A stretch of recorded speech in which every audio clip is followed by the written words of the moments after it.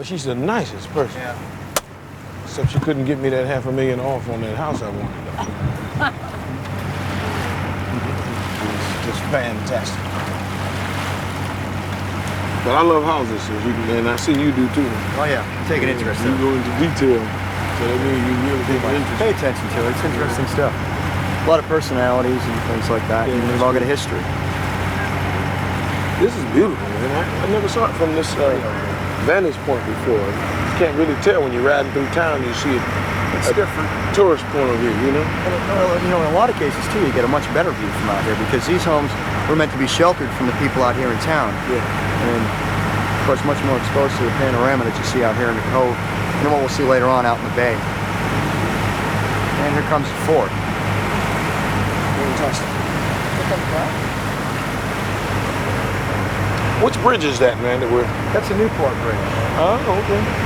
And how old is it? She was finished back in 1969.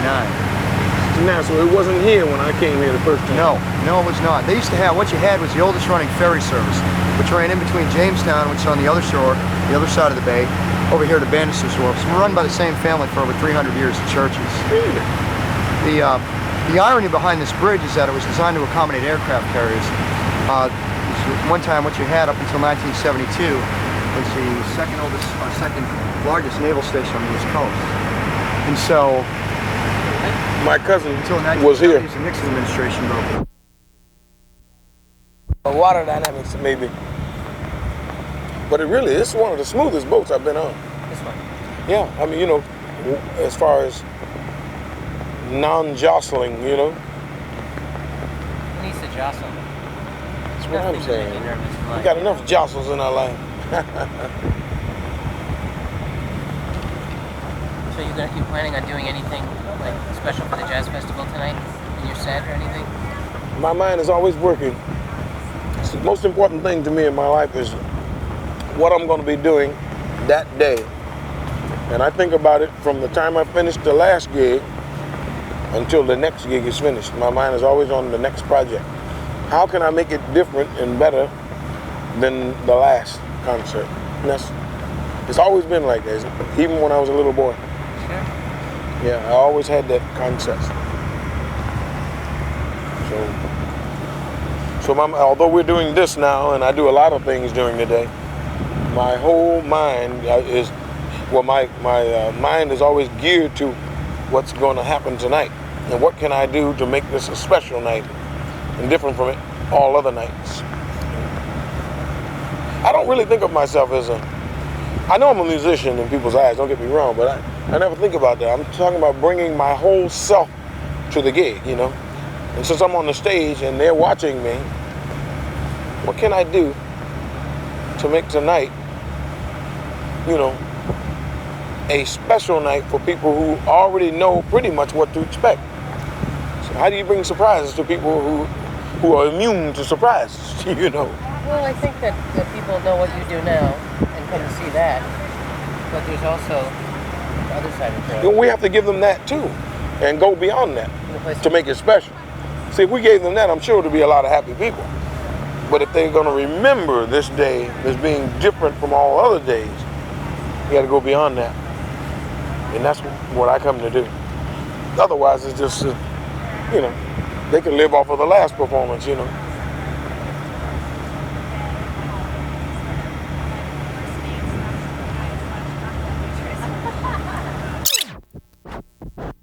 After the song was finished, I mean, I could see him behind the glass. He was going crazy, you know, when we were recording, you know. When we finished, he came flying into the studio. He said, "This is no longer a taped audition. This is a session. This is a recording session." You know, it was incredible. He was my biggest supporter and probably the most instrumental in my career, because he was smart enough to see that a jazz image had more longevity. He knew that I had a lot of R&B in my playing, that I had R&B experience, but it was the jazz side of me which he wanted to exploit that would give us longevity. And he was correct. I didn't see that logic then. I didn't know what he was talking about. I was too young. So I was 22 years old then. And we had the hottest band you could imagine, 22. All of us were 22. There was Ronnie Cuber on baritone saxophone, Lonnie Smith on the organ, whom I had driven up to Buffalo and picked him and his organ up with a trailer on the back of my 1958 Cadillac, you know. And we drove to New York, and we couldn't find a jazz gig, so we got a gig working in the go-go joint. One of the go-go girls became the mother to one of my boys, who is now 28 years old. Wow. Yeah. Does he play? Yeah, he plays. He's on my last album, as a matter of fact. He wrote one of the songs, and he plays several instruments. He played the drums, the bass, and keyboards. Yeah, he's pretty talented, and he taught himself how to play all of them. You know? I didn't even know he could play any of those instruments until one day he came over to my house. You know? Sun-dried tomatoes.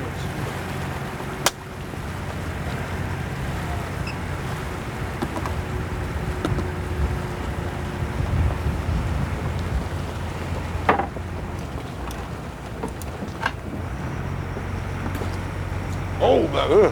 Woo. Oh.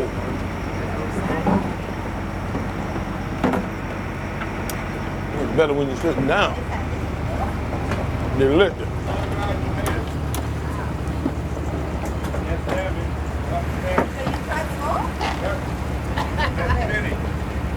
And not only will he try them all, he'll have them all gone. Is he your taste tester? Could we bring some of that over here? That last one. The very, yeah. Yeah, they will. What is that? Salad, Charles. I know what kind. I don't know. What kind of salad is it? That looks like some sort of curry for me. Chicken curry. This is good. That might be better. No? I'm fine. Want some pet? I'd like some pasta. Looks like it got barnyard pimp.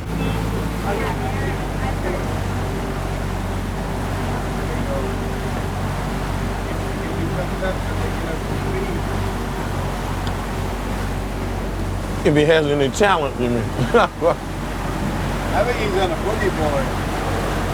I don't think they know water skiing.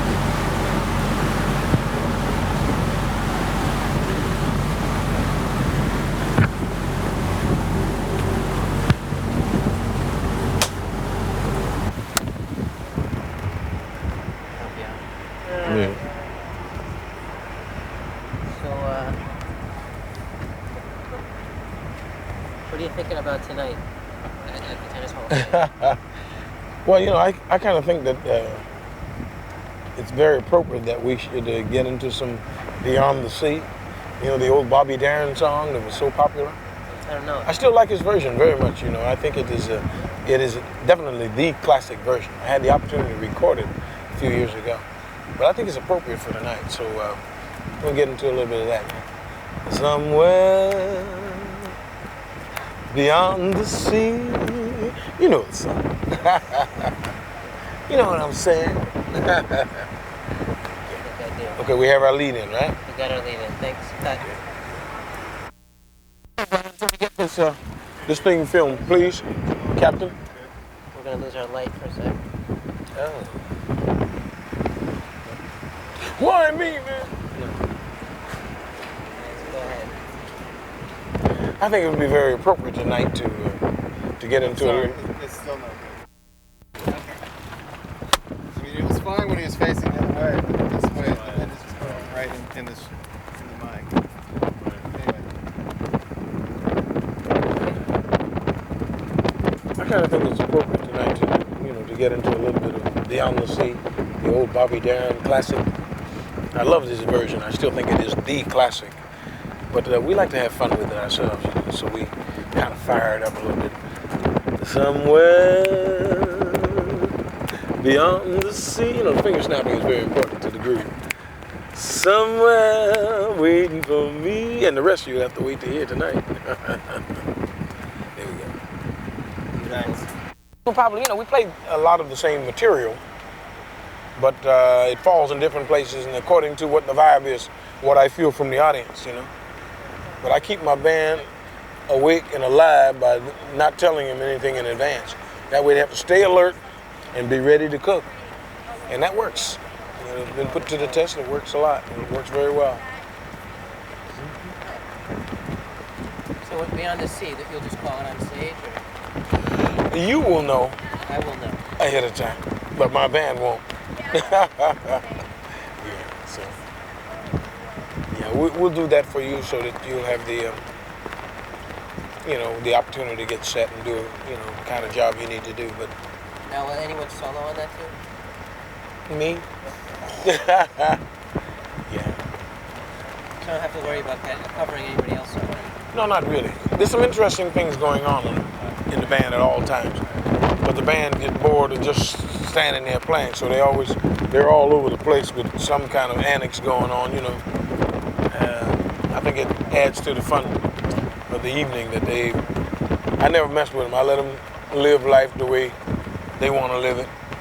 Our guideline is to make the people see this as something special. And if people see them having fun, they usually get into the groove. After a gig, if you were to go home at night, and you probably wouldn't want to pick up a guitar, but if you did, you could play anything in the world. Well, I pick up my guitar often. I live with my instrument daily and nightly.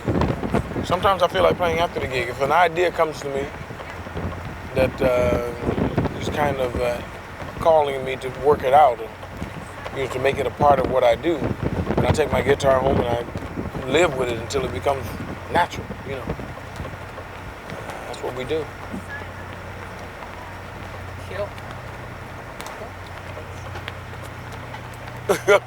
Now we're gonna go.